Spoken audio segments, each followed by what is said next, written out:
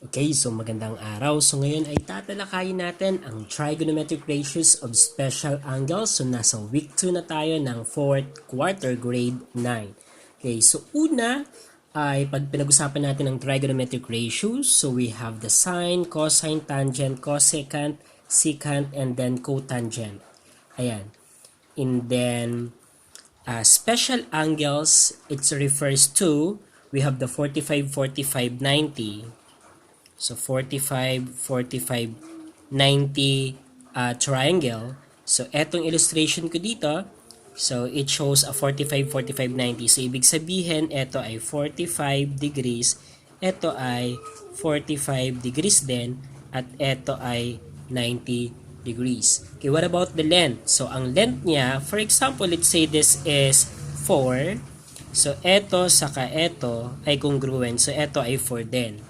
Kung ito ay 45, 45, 90 degrees, kung ang legs ay congruent, ang hypotenuse niya naman ay 4 square root of 2. We will just multiply by square root of 2 the measure of the leg. Ayan ay pwede ring makuha sa pamamagitan ng Pythagorean theorem, pero yung shortcut niya ay yan na. Okay, so pasiguro natin using the Pythagorean theorem. So if we have c squared is equal to a squared plus b squared. So the square of the hypotenuse is equal to the sum of the square of the legs. So here we have, let's say ay hindi pa natin alam ito. Ito yung hindi pa natin alam. So we will have c squared is equal to 4 squared plus 4 squared. And then c squared is equal to 16, okay, plus 16. And then c squared is equal to, we have 20, 32. Okay. And then we will get the square root. So c is equal to, so ang 32 natin, so square root ng 32 natin, so we will extract that, and then we will get the factors. So that is 16 times 2. And then, using the property, square root ng 16 ay 4. Ang principal roots ng 16 ay positive 4, and then we have square root of 2. So mapapansin natin na ang length ng ating hypotenuse ay 4 square root of 2. So we have that one. Okay. So, ngayon ay, paano naman natin kukunin ang 6 trigonometric ratios ng special angles na to? So, we are about to find the 6 trigonometric ratios of 45 degrees. So, ang reference natin ay 45 degrees. So, it's either this one or this one. Pareho lang naman ang kalalabasan. So, ilalagay natin dito sine 45. So, cosine 45. Tangent 45, cosecant 45 degrees, secant 45 degrees, and cotangent 45 degrees. So, ano kaya ang value or ang ratio of those respective ratios? Ano po? Okay, so before that, ay i-identify muna natin kung ano ang mga parts ng ating triangle with regards to trigonometric ratios. So, kung ito ang gagawin nating reference angle natin, kasi 45 degrees yan, kasi sin 45 tayo, so ibig sabihin, ito ang ating opposite side. Okay, so this is our opposite side. And then, ito naman, hindi mapapalitan yan, that is our hypotenuse. Kung etong opposite, ito naman ang ating adjacent. Hindi dapat ma-interchange ang adjacent at opposite natin. Okay. So, kunin natin ngayon ang sine 45. So, sa pagkuha ng sine 45 degrees, ang kailangan natin ay ang so. So, ibig sabihin, sine 45 is equal to the opposite over the hypotenuse. And then, so, ang opposite ng 45 degrees ay 4. Lalagay natin dito. So, 4 units. Ang hypotenuse naman ay 4 square root of 2. Ayan. And then, eto, isi-simplify lang natin.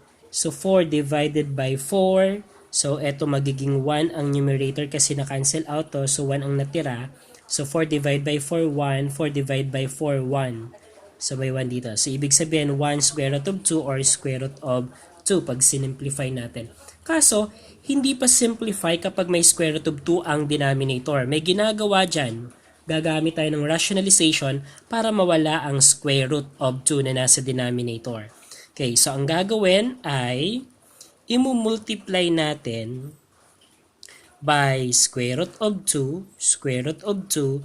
So, kung bakit square root of 2? Kasi, ang goal natin ay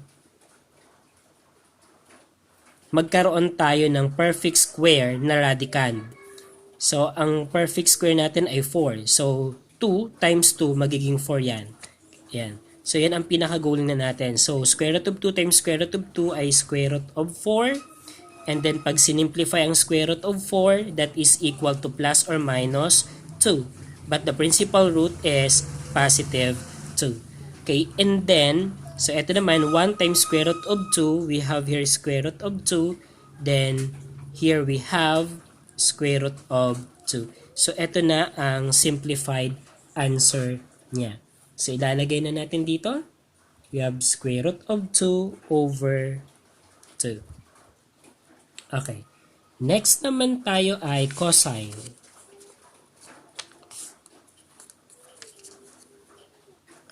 Okay, ang cosine naman, we have ka.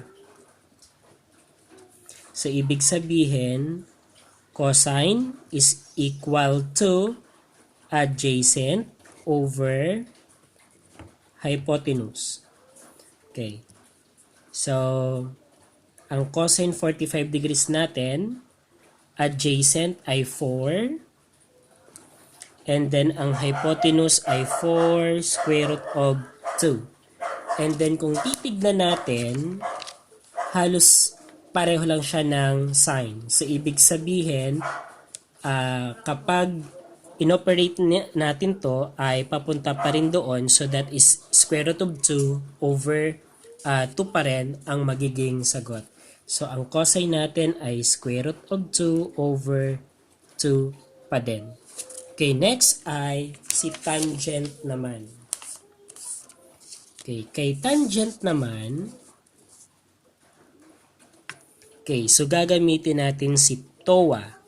Ibig sabihin, kay tan 45 degrees, okay, is equal to, O is the opposite, over A, adjacent.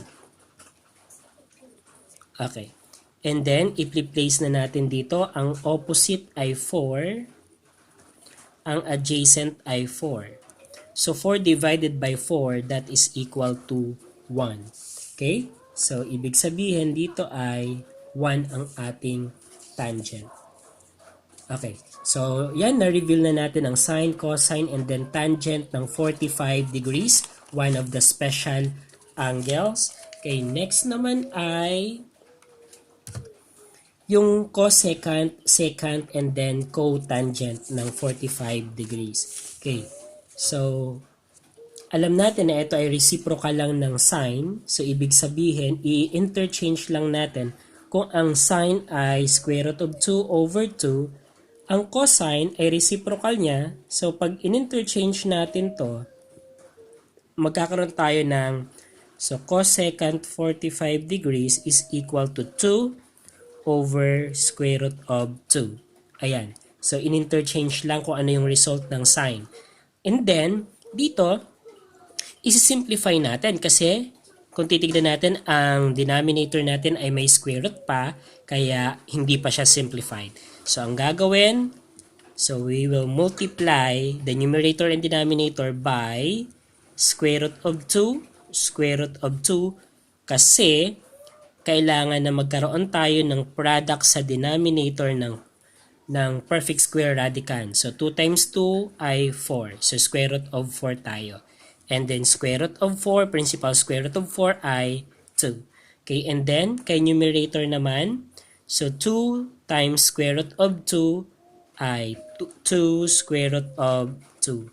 And then copy siya dito, 2 square root of 2. And then kung titignan natin, maka-cancel out natin ang 2 or divisible siya by 2. So 2 divided by 2 is equal to 1. So ang natira ay square root of 2. So ang cosecant of 45 degrees ay square root of 2. Ayan. Or square root of 2 over 1 or square root of 2.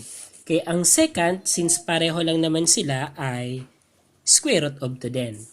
And then, kung titignan natin, ang cotangent naman, kung tan 45 degrees is equal to 1, so ang cotangent natin ay 1 din. So kung bakit 1 din, kasi ang 1 is equal to 1 over 1. So pag in-interchange natin siya or kinuha natin yung reciprocal niya, 1 pa din.